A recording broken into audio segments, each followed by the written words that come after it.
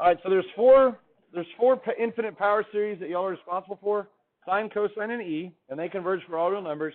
And then that fourth one, we kind of mentioned it last time, but it gets its own section. It's related to geometric series. Okay, so that's what 9.4 is. Power series part 2, all about geometric series. So let's kind of review. Quick example, number 1.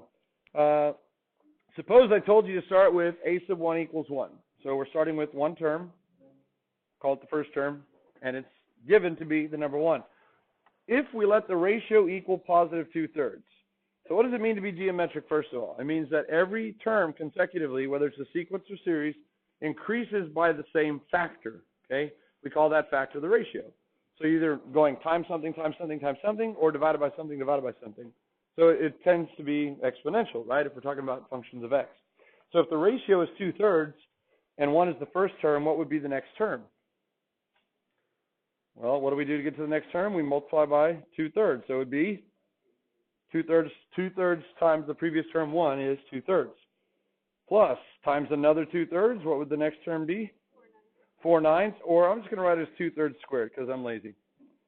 Plus, times another 2/3 would be 2/3 cubed. I'm not lazy, actually. I'm doing this on purpose so that we can see the pattern, right? You want to see how the pattern progresses. And now you can kind of see it's 2/3 to the 4th plus ... Okay, so that would be the infinite series. So now if you work backwards, you can kind of get a little bit more introspection here. 4, 3, 2, this would be 2/3 to the first. And then 1 is actually what? 2/3 to the 0 power. Yeah, cool. All right. So this would be a geometric series.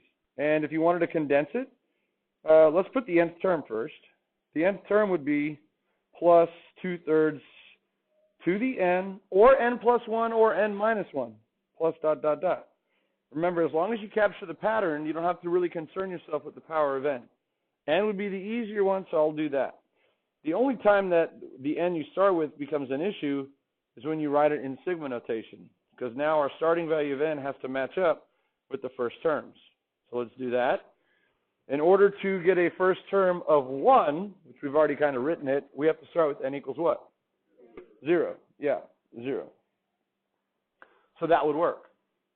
What if I just decided to do this, n minus 1? What if I wanted to capture my pattern with 2/3 to the n minus 1? Would that be okay to leave it like that? You could, yeah, it's fine. But if I condense it now, n minus 1, I would have to start at 1. Yeah, I would have to start at 1. So you kind of get the idea. We typically don't like starting with negative numbers if it were n plus 1. Okay, so that's cool. So anyway, I'm going to go back to where it was. You don't necessarily want to make it complicated. You really want to always try to make it as simple as possible, really, which would just be n. Okay, so not only do we know that this is geometric, we know that it converges, right? Why does it converge? Because the ratio, the absolute value of the ratio is the absolute value of 2/3, which is 2/3. And by the ratio test, the geometric series test, because the ratio is less than 1, the series converges, GST. Now, because it converges, we know we can find its sum. That is actually equal to, remember the first term, what do you get when you plug in a 0? 1 all over 1 minus the ratio. The ratio here is 2/3. So that ends up being the reciprocal of a third, which is 3. All right, so cool. That whole thing is just another name for 3. What's up, 3? Okay. So this is where it gets exciting. If that ratio were on example 2, I'm kind of skipping, or on part B, if the ratio were negative 2/3, would it still converge?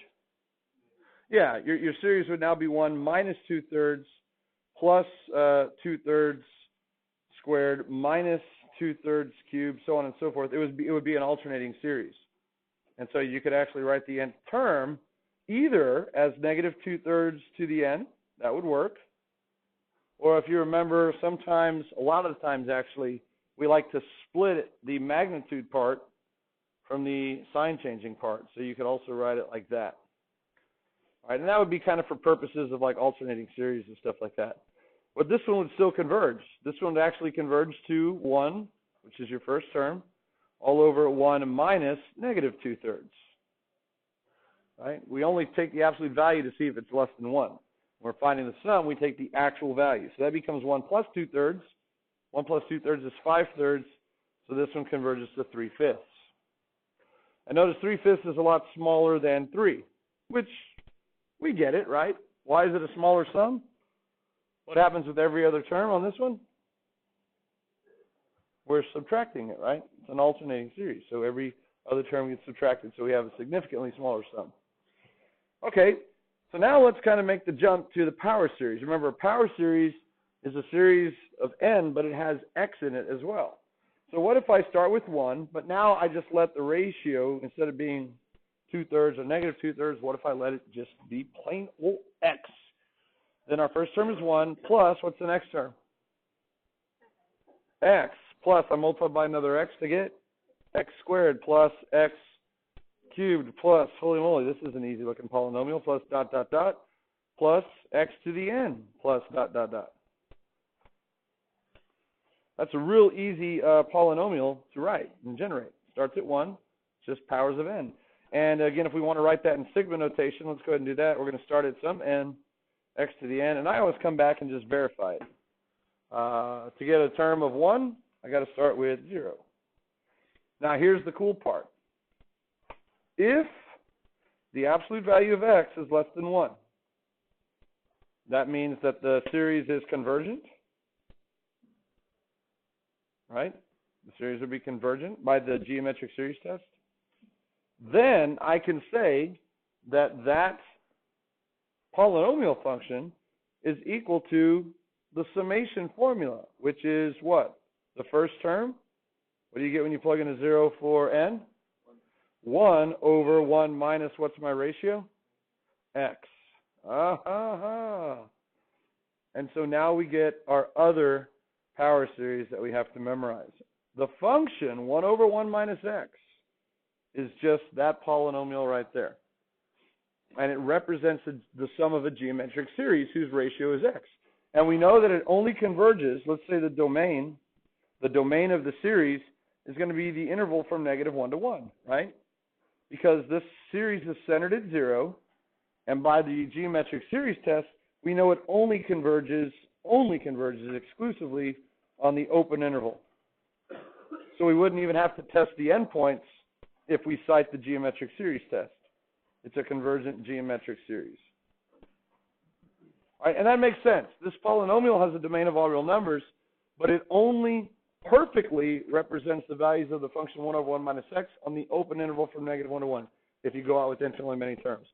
And I can see that, right? Because 1 over 1 minus x has a vertical asymptote at 1, so there's no way the polynomial can represent it at 1. Yes? So this is my convergence, but like why does it only converge? Like why is it bounded by negative? Like isn't that also less than 1? What do you mean it's bounded? It is a boundary. We can't go to the left of -1. Because why does it happen to diverge after the vertical asymptote? That's a good question. It goes back to Taylor's theorem. Okay, 1 over 1 minus x has a vertical asymptote at x equals 1. What does the graph look like? I don't know. Let's say this is x equals 1. What we're saying though is, let's say the function looks like this. We'll draw it in green. I'll just randomly say that that's 1 over 1 minus x. I'm not sure that's how it looks. What we're saying is, by his theorem, if we use infinitely many terms, if I center my approximation at 0, and I use infinitely many terms, this polynomial function and this purple function are going to be exactly the same on the interval from, 1 to -1? -1 to 1. So maybe right here. Okay. Let's call this, well, 0 would, hang on, now I'm messed up. If it's centered at 0, -1 to 1. My 0 is on the wrong side. That's why I'm messing myself up. Sorry, I'm trying to answer your question and think at the same time. What a good example or explanation would be. Okay, so we're on the wrong side. Let's look at it over here. This orange function is the polynomial function, and it's going to be a good representation perfectly of the purple function, but only from -1 to 1. Okay. After that, the purple function is going to do something maybe like that, and the orange function, that's the polynomial, is going to maybe do something like that. So how do you know it's By the geometric series test. it is negative? Oh, got it. Yeah. Okay, so maybe I was answering your question the wrong way. Yeah, this is the whole point of this section. By the geometric series test, remember, it only converges if the ratio is less than 1. Okay, because it has to be exponential decay, 2/3, 5/6. If the radius is 1, let's talk about it. If r is equal to 1, it would be like equivalent to testing the endpoints. If x were equal to 1, this becomes 1 to the n, which is just 1. What's 1 plus 1 plus 1 plus 1? Infinity, right? So that would diverge by the nth term test. If x were negative 1, your question, negative 1 to the n would be, it starts at 0, so it would be plus 1 minus 1 plus 1 minus 1. That one also diverges by the nth term test. So if we cite the geometric series test, which we know converges exclusively on the open interval from negative 1 to 1, we don't have to test the endpoints. If we did the ratio test to find the interval of convergence, we would have to come back and test the endpoints. Okay? So that's why this whole section is, can you recognize it as a geometric series? Okay? All right. So memorize that one. We're gonna find more intervals of convergence here in just a second. And we'll see the calculations worked out. Okay, so let's see. We're going to verify this now. 1 over 1 minus x, you definitely want to memorize. But let's say you forget it. For any function, you can always use Taylor's rule. So let's go ahead and verify that real quickly. Our center is at 0. So our function f of x is 1 over 1 minus x. We're going to get the numerators of our coefficients. F of 0 is 1, right? Now, for the derivative purposes, I'm going to call f of x 1 minus x to the negative first. Just make it a little bit faster to take the derivative. So f prime of x is negative times 1 minus x to the negative second, and then times the chain rule. Don't forget this. Times the chain rule, a derivative of 1 minus x, which is another negative 1, which actually makes that positive. So now what's f prime of 0? It is 1 over 1 minus 0, which is still 1. All right, the second derivative. This works for any function, remember, that's differentiable. We get negative 2 times 1 minus x to the negative third times the chain rule, another negative 1, which makes that positive 2. So now the second derivative at 0 is 2 over 1, which is 2. I'm just doing the chain rule each and every time. Third derivative, this might be the last one I do. Now multiplying, we get 2 times 3, which is negative 6, times 1 minus x to the negative fourth, times the chain rule, another negative 1, which makes that positive. And so now the third derivative at 0 is 6 over 0, which is 6. So remember, these guys here, these are just the numerators of the coefficients. Just the numerators of the coefficients. Now we can generate the function. Okay, so here we go. The function 1 over 1 minus x equals, not approximates, again, we start by doing our tangent line equation. The y value is 1, plus the slope of 1 times x minus 0, which is just x to the first. So there's the first two terms. Plus, our next one is 2 all over 2 factorial times x squared plus 6 over 3 factorial x cubed, and then I'll put plus dot dot dot because I didn't generate any more. But I got the first 4 non-zero terms.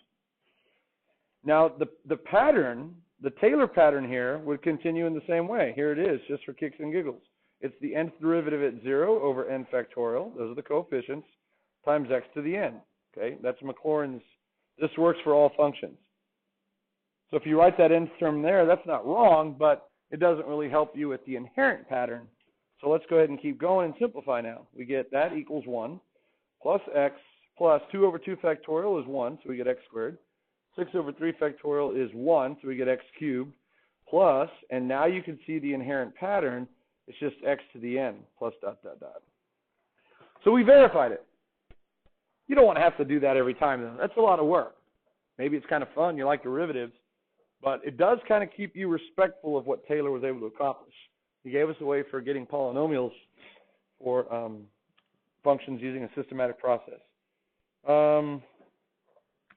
Let's go ahead and do the radius of convergence. If you didn't recognize it as a geometric series, where the absolute value of the ratio has to be strictly less than 1, here's what you would do. You would say, by the ratio test, which is probably what you're going to be leaning towards, is going to be the limit as n goes to infinity of, let's do something else first here, by the way.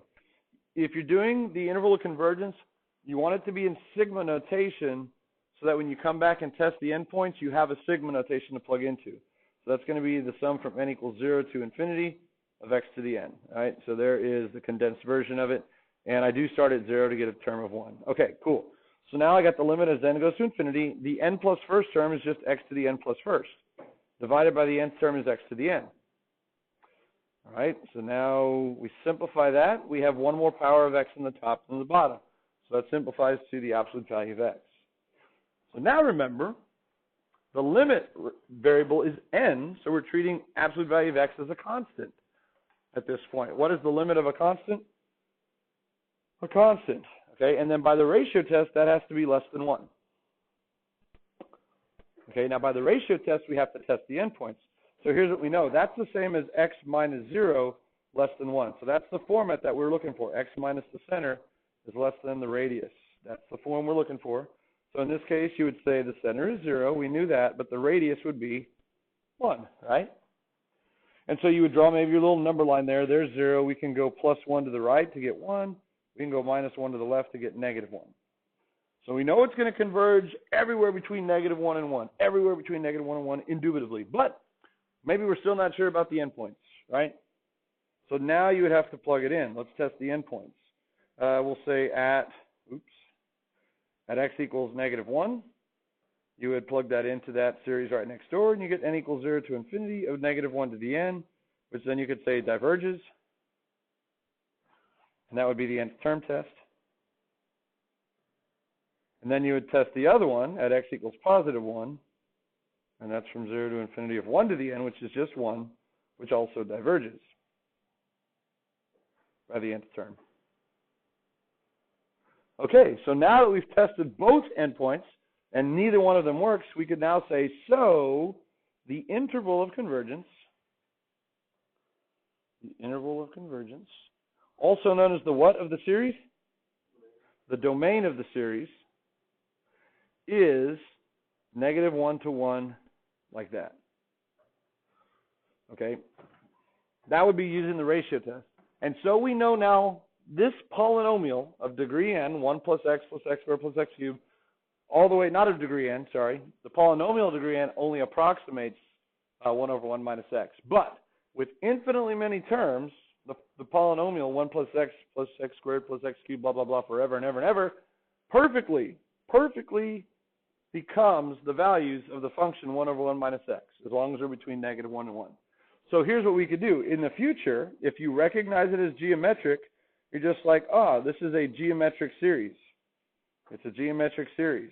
We know it's going to converge when the absolute value of the ratio is less than 1, and so we know now that the radius is 1, and the interval of convergence is negative 1 to 1. And it keeps us from having to test the endpoints. Why? Because we said it was a geometric series, and geometric series never include the endpoints. All right, so that's why we're trying to do this section here. One of the reasons why we're doing this section. If we can recognize it as a geometric series, we don't have to go through all of this work. But all of this work right here, this is still perfect.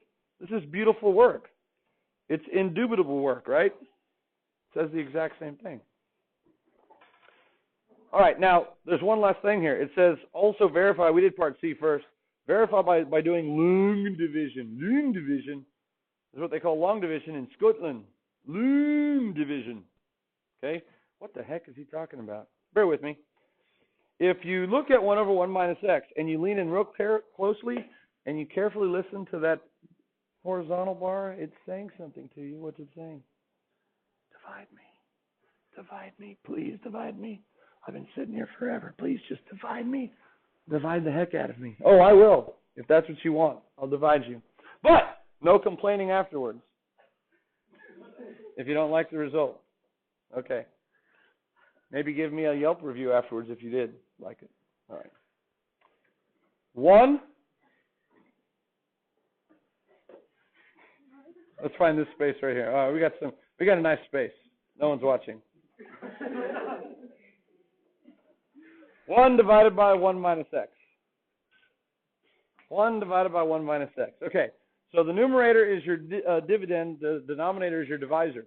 Typically when we divide polynomials, the divisor is in descending order of degree, but because we're dealing with Taylor polynomials or Maclaurin polynomials, we want to write them in ascending order. Okay? That's ascending order. Got it? All right. So let's do it. How many times does 1 go into 1? Once, right? And now we multiply from up top. 1 times 1 is 1. 1 times negative x is negative x. Sweet. What's the next step in the division? Subtract. So let's change both signs. So 1 minus 1 is 0. And there's nothing to add x to, so I'll just put like some ghost up there, 0. 0 plus x is x. Sweet. And now we do it again. How many times does 1 go into x? That's the same thing as what is x divided by 1? X times. So plus x times. Distribute from on high, and you get x minus x squared. Change both signs. Minus plus. You're going to get x squared. How many times does 1 go into x squared? X squared times. And I think I see the pattern. So this would be an infinite division process. So it's kind of sad that maybe when you first encounter polynomials and you learn long division of polynomials, or even when you learn long division, this could be your first encounter with infinity, right? Like, ooh, when does that stop, right? You might say, like in 4th grade when you're learning long division. Never is the answer, right? You'll still be doing it your senior year. Oh, that's a long time from now, but it goes by so quickly. Okay. So you can do it that way as well. If you forget that it's this polynomial, you could do long division, you could do Taylor's theorem to develop it, but hopefully you just recognize it, okay? All right. How much time do we got? How much time till lunch? 5 minutes? 5 minutes. Okay. Let's try this out. Find a power series for 1 over 1 plus x centered at 0. Then find the interval and radius of convergence. All right. So 1 over 1 plus x. I can do long division. I can use Taylor's theorem. No thanks. Or I can recognize that as a modified geometric series. Okay? It is not the one we memorized, right? We memorized the 1 over 1 minus x, which, by the way, is something we can write out. Okay, blah, blah, blah. So here's what it's going to come down to. Can you write the given thing that resembles a geometric series as 1 over 1 minus something? Okay, I'll put a question mark. Can you write it as 1 over 1 minus something? Well, yeah, I think I can. 1 over 1 plus x, let me write that over here underneath it. 1 over 1 plus x is the same as 1 over 1 minus what? Negative x. Okay, sweet. So really now, it's a geometric series, but what's my error? What's my ratio? Not x, but negative x. So what these come down to then is what we did at the end of the last section. We're going to be building series from a known series, right? So all I have to do is take the series I've memorized and substitute in a negative x for x. So right above there, let's go ahead and write out the one we memorized. 1 over 1 minus x is 1 plus x squared plus x cubed. Those are the first 4 non-zero terms plus yada, yada, yada, plus x to the n plus yada, yada, yada. Don't forget to put the ellipsis points at the end of the nth term, or you will lose points. Okay, and that's again why we have an equal sign. Now we just substitute in, right? So we get 1 minus x. What happens when we square any of the negatives? They stay positive. So it's plus x squared minus x cubed plus dot, dot, dot. Now if you want to leave the nth term as negative x to the n, that would be okay, right? That captures the nth term pattern. But because it alternates, what else could you do? Yeah, split the alternator up. And I'll show you there might be a good reason for doing that. X to the n plus dot, dot, dot. There should be a plus sign there. Okay, so either one of those would work. So that gives you the power series. Now it says to find the interval of convergence. Well, here's where you don't have to do the ratio test all over again. You could just say this is a geometric series with the absolute value of negative x equaling the absolute value of x, which is less than 1. Okay? Same thing. And now we know, so the radius is what? Is 1. And the interval is what? Negative 1 to 1, right. And we don't have to test the endpoints. Radius is ampersand. Okay? Radius is ampersand. I should probably say if here ampersand equals 1. Or just put a 1. Okay, my bad. Yep. Talking and writing at the same time while I'm trying to walk. The radius is 1. Okay, because again, we know the center is 0. And remember, this right here is really written in that ratio test format. X minus the center is less than 1. So that's your radius. Okay, and this prevents us from having to test the endpoints, which is just more work to show. Why do we not need to test the endpoints? We said it was a what? We said it was a geometric series. If you don't say it's a geometric series and you don't test the endpoints, you haven't really accounted for the endpoints yet, okay? But because the geometric series is always exclusively on the open interval, you don't have to do that extra argument. Kind of nice. Kind of nice. And you can build on a previously known power series, okay? So I guess lunch is coming up in, what, a minute? 2 minutes? We're on PM assembly? Yeah, 55. Okay, so we'll stop right there, and we'll pick up with example 4 after we recharge.